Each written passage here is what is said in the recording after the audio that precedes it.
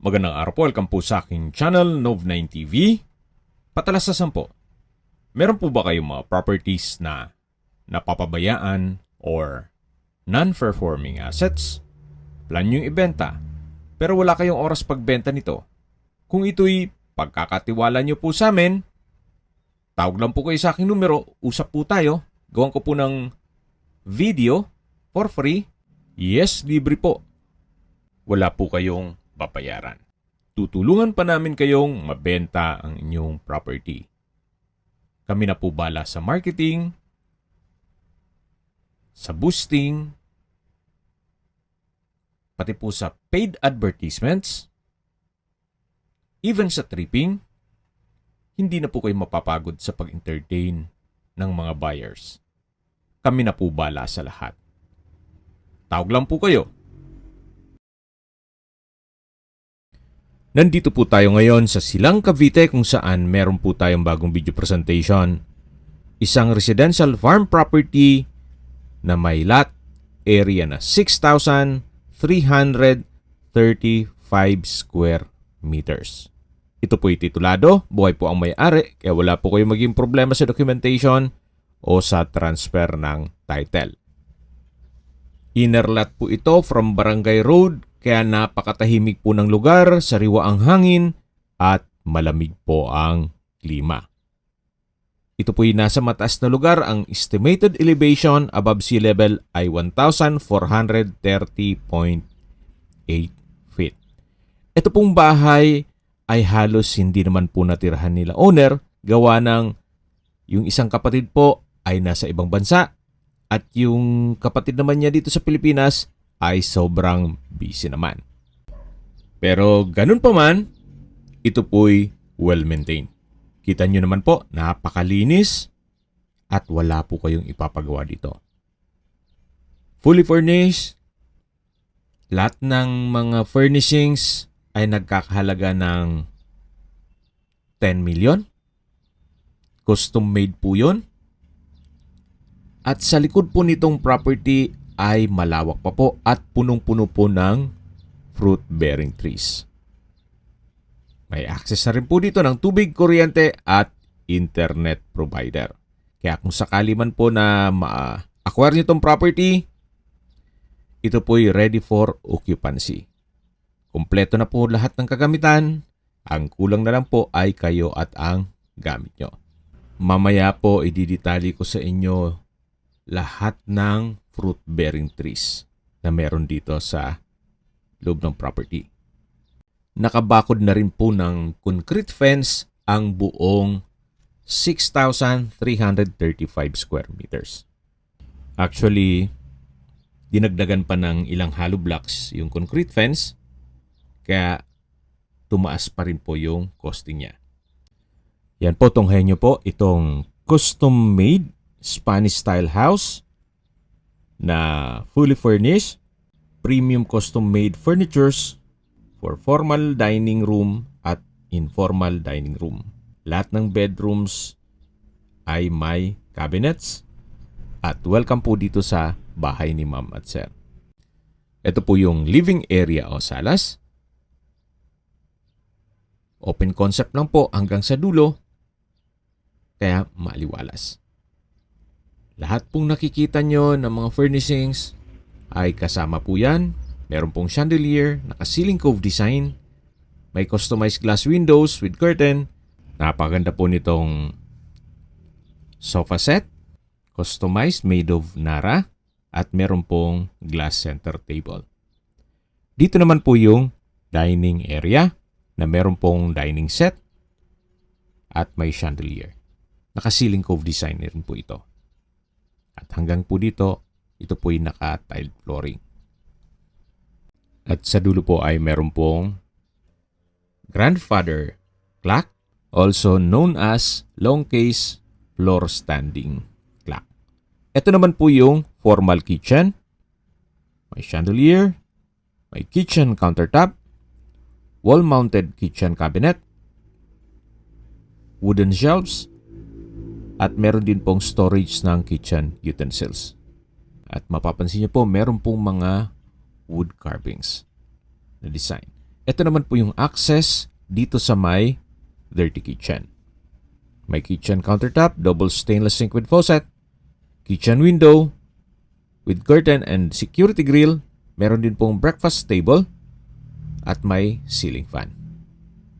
Malaki din po ang espasyo nito. At meron din pong access door na papunta naman dito sa may service area. Kung saan ito naman po yung access papunta sa likod ng bahay. Meron din pong security grill. Yan po ulit yung breakfast table, yung dirty kitchen na may customized glass window. Meron din pong gas range and range hood na almost new. Then may wooden shelves at may console table. Balik na po ulit tayo dito sa loob. Ito po yung access door na papunta dito sa formal kitchen. Mapapansin nyo po, mula po dun sa living area hanggang sa kitchen, puro kahoy po ang mga furnishings, pati mga disenyo. Yan po yung dining area na may dining set at sa dulo naman yung living area na napakaganda po ng sofa set. Ito naman po yung access door papunta sa covered lanay at open lanay na papunta naman po yan sa likod ng bahay na kung saan punong-puno po ng fruit-bearing trees. Ito naman po yung isang maliit na structure dito sa likod na kung saan ito po ay dirty kitchen. May kitchen countertop na rin po at wall-mounted kitchen cabinet. Balik po ulit tayo dito. Yan po yung access door na papunta sa loob ng bahay. Ito po yung may customized na security grill. Yan po ulit yung dining area na may dining set. Terno po yung dining set at sofa set. Napaganda ng disenyo. At halos hindi po nagamit ang mga yan. Meron din pong kwarto dito sa baba. Pwede po itong gawing guest room. Or kung meron man po kayong PWD or senior citizen sa pamilya, itong kwarto na to ang para sa kanila. Pero sa ngayon po kasi, wala nang problema yung mga second floor, gawa ng meron na pong home elevator. Kaya maganda rin pong gawin ito na guest room or pwedeng office. Depende po sa inyo kung ano magiging purpose nyo once na ma-acquire nyo yan. Yan po ulit, tunghayan nyo yung dining area at dito naman po yung hagdan. At meron po itong understairs na toilet and bath. Hindi lang powder room, meron pong shower yan. Meron din pong understairs storage, nalagay ng kung anong mga kagamitan o mga abubot. Ito naman po yung tinutukoy ko. May hand wash basin, water closet with bidet, vanity mirror, towel holder, at shower enclosure. Meron din pong hot shower set at ito'y naka-tiled bathroom wall. Yan po yung toilet and bath o understairs toilet and bath. Balik ulit tayo dito sa may living area at dining area. Sa mga naka-appreciate po ng mga wooden furnitures, furnishings, yan po, alam niyo naman ang presyo niyan. Medyo may lasa po yan. Gaya po ng sabi ni owner, almost 10 million po ang nagastos nila sa lahat ng wooden na furnishings. At itong bahay naman, yung construction nito, yung costing niya, ang labor at materials ay inabot din ng mga 11 to 12 million, more or less. Dito na po tayo sa hagdan at meron pong staircase window na nag-serves as natural sunlight. At nandito na po tayo sa second floor. Ito po yung hallway. Yan po yung mga kwarto. Napaganda po ng disenyo ng mga pintuan. Solid wood. Meron din pong console table, then vanity mirror na may wooden frame. At check po muna natin itong unang kwarto. Sa spasyo, sakto lang. Hindi naman siya ganun kaliit at hindi naman ganun kalaki. Meron din pong customized glass windows with curtain and security grill. May bed frame and mattress, bedside table, may drawer and dresser, at wardrobe. Dito naman po ay may glass blocks, may hand wash basin, then vanity mirror, at may drawer. Ito naman po yung banyo o toilet na kung saan may water closet with bidet, wall-mounted wooden rack, towel holder, at vanity mirror. Naka-tile bathroom wall na rin po yan. Dito naman po sa kabila ay yung shower room.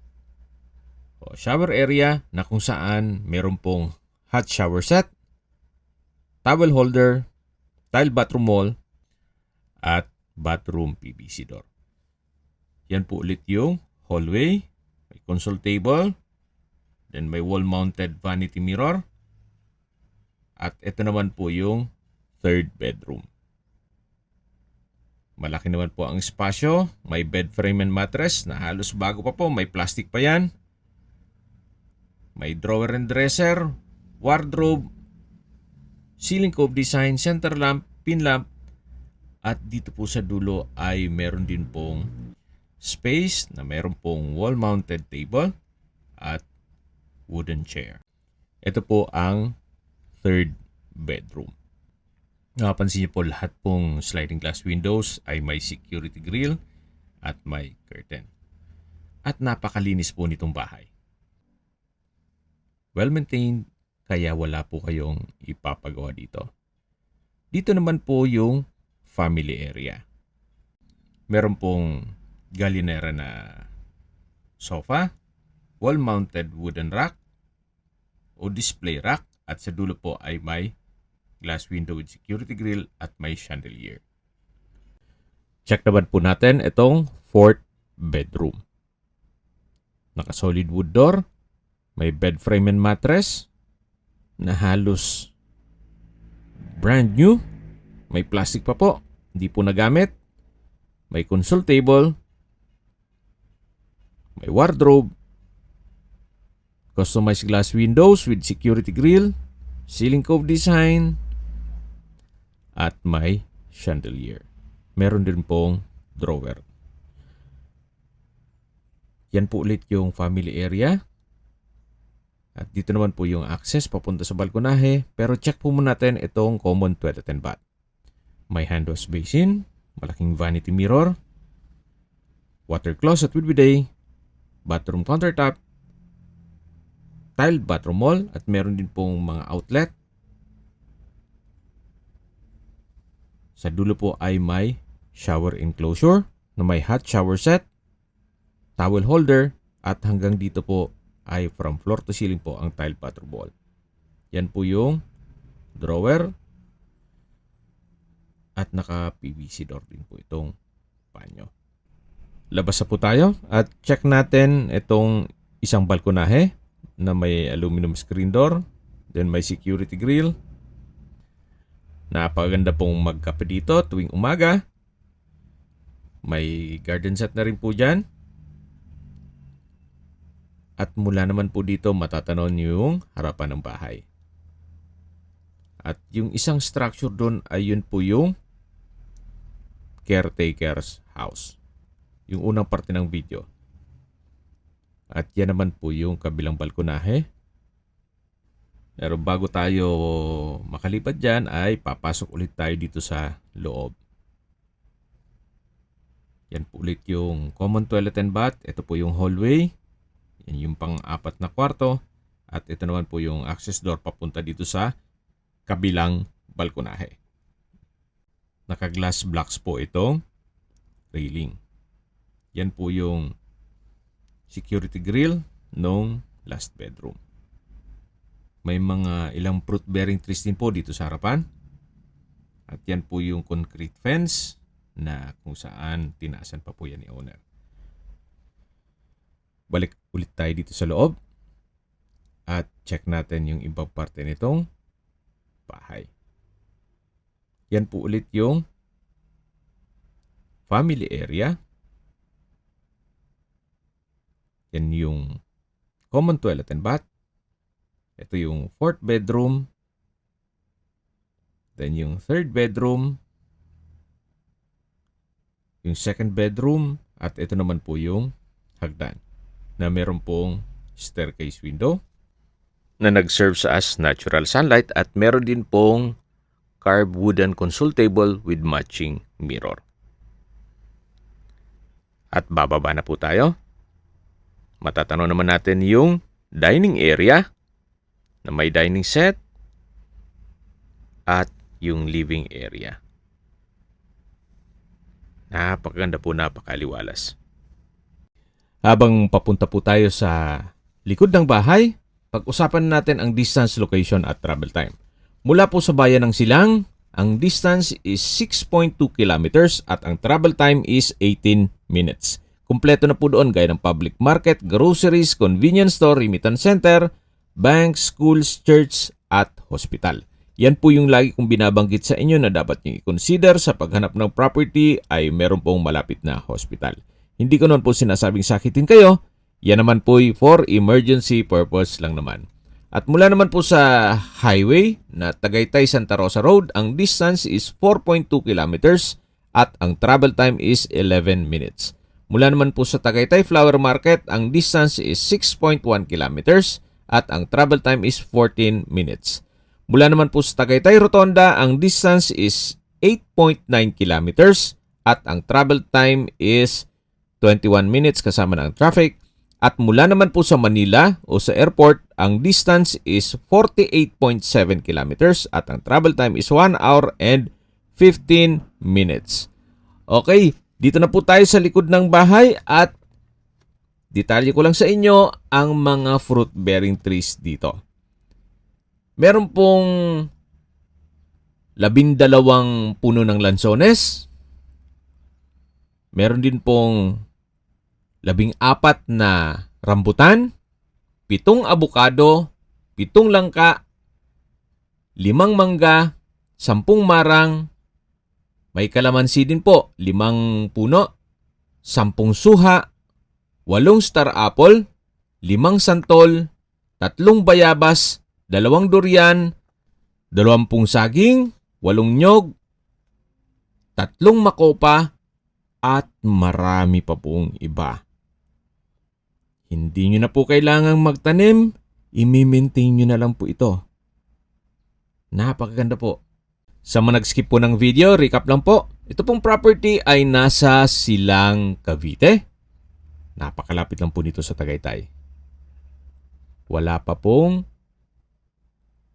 15 minutes. Nandun na po kayo. May lot area po ito na 6,335 square meters. Ito'y titulado, buhay po ang may-ari at ang bahay naman ay halos hindi natirhan ni owner. Gawa ng nasa ibang bansa po sila. Fully furnished, lahat ng kagamitan na makikita nyo na napakaganda, customized at ginastusan talaga nila ay kasama na po. Okay, sa presyo na po tayo. Binebenta po ito nila sa halagang 35 million pesos net. Ibig pong sabihin si buyer na po ang sasagot sa lahat ng taxes at expenses with regard to documentation. Fair deal na rin po. Gawa ng ang zonal value po dito sa area nitong property ay 3,500 times 6,335 sa zonal value pa lang po 22,172,500 pesos. So kung isasama nyo pa yung presyo ng bahay at furnishings na almost 20 million more or less. So nasa 42 million. Yun po ang magiging assessment nyo. Sa zonal value pa lang yun. Na kung saan sobrang baba po ng assessment na yon. Pero kung sa market value naman na 5,000 per square meter sa lote pa lang times 6,335, ang halaga ng lupa pa lang ay 31,675,000 pesos. Opo, sa lupa pa lang po is 31,675,000. So halos for free na po lahat ng furnishings, pati construction ng house, hindi pa dun kasama yung pagpabakod. Well, yan po'y assessment ko lang naman. Depende pa rin yan po sa inyo kung anong magiging kalkulasyon nyo dun sa mga figures na sinabi ko. Ito po yung caretaker's house na may 2 covered car garage. Naka-tile flooring na rin po yan. At ito naman po yung bahay nila. Meron pong double deck. Then sa dulo ay may banyo. At dito naman po sa labas ay meron pa pong spasyo. Malaki pa po yan. Then may ilan ding mga fruit-bearing trees.